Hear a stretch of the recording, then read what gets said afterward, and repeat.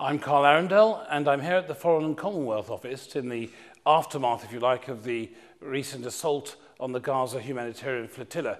I'm joined by Alistair Burt, who is the Parliamentary Under-Secretary of State for the Middle East. Welcome to Islam Channel. I understand you've got a statement for our viewers. Yeah, I would just say, first and foremost, the United Kingdom government obviously deplores the loss of life in relation to the incident affecting the Gaza flotilla. It's another bit of sadness for those associated with Gaza and the people of Gaza, an area which the British government knows well, as together with the other occupied West Bank territories, the United Kingdom contributes some £80 million worth of aid and did so last year. Although the sequence of events is not entirely clear, the consequences of the action the other day are very clear, resulting in tragic loss of life. That's why we've asked for an inquiry, which we believe should be impartial and have an independent element in order to establish just what's happened. But the incident can't just be seen in isolation. It is about the circumstances of the blockade, and what we hope is that from this tragedy all efforts will be made to ease the situation in Gaza, which we hope will protect the security of the people of Israel in relation to the rocket attacks, and also make some difference to the lives of the people living in Gaza who are feeling the effects of the blockade and the difficulty of the circumstances under which they live. Well, that statement is welcome, and indeed the statement made yesterday by the Foreign Secretary William Hague, the statements made by the Prime Minister and the Deputy Prime Minister, all of them seem to suggest that they were deploring the loss of life. Perhaps there was an expectation that the actions that taken to resulting in that loss of life may well have been similarly condemned. But you've mentioned about an inquiry. Will that inquiry be a robust, independent inquiry? Because, of course, after all, this was in international water. We certainly hope so. I mean, there is no credibility in an inquiry unless it meets the questions being asked not only by us and by the media, but throughout the rest of the world. As I said earlier, the exact sequence of events is not clear. There are differing versions which have already been offered.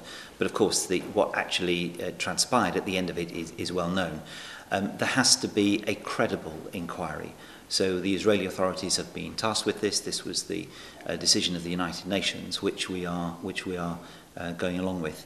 And I think unless it has that credibility, then the international community will probably be asking for more.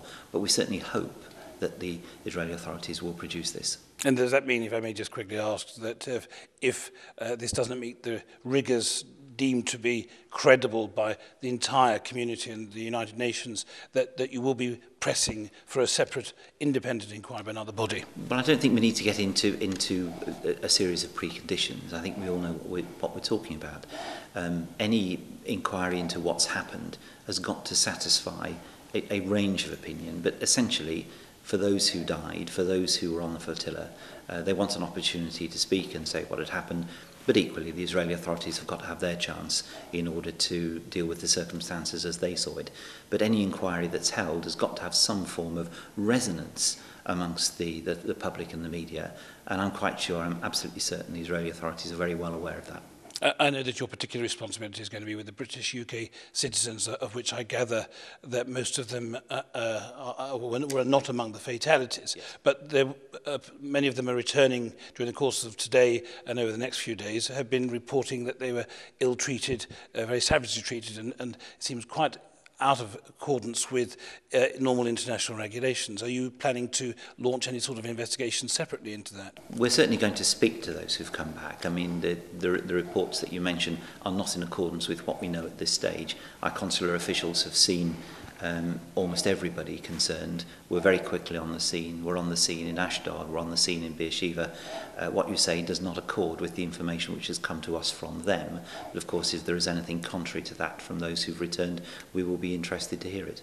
Now, you mentioned about the blockade. I mean, it's been quite welcome that there have been a consensus of voices in government and on the international stage calling for the end of the blockade and recognising that this is hugely detrimental to the people of Gaza. Can you give some assurance to the public, to the wider public and the Muslim community and our viewers, that these very strong, very profound comments will be followed up with robust programmes to ensure that there will be a follow-through?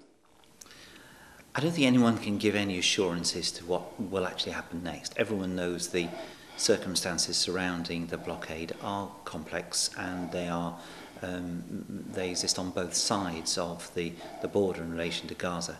I think what is interesting, though, about international reaction, in which we have joined, is the speed at which the international community has moved on this, the speed at which the United Nations resolution was accepted, and the sense, therefore, that, as the Secretary of State Hillary Clinton said, that the long-term situation in Gaza is unsustainable.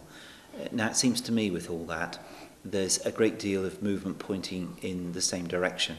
Now, of course, that then has to be met with assurances on all sides before things can happen. As I said earlier, this isn't a simple situation in which you pull a lever and everything suddenly turns out to be right. But I think there is a recognition of just how serious this latest incident has been, and a profound sense that as we don't want any more of these, let's see what we can do in relation to the issues surrounding the blockade. And there have been a number of strong statements about it, but we're very cognizant of the fact that this affects both sides, and it'll take a lot of confidence to be able to move, but we hope something good turns from this tragedy. Minister, thank you for joining us on Islam. Thanks very much indeed. Thank you.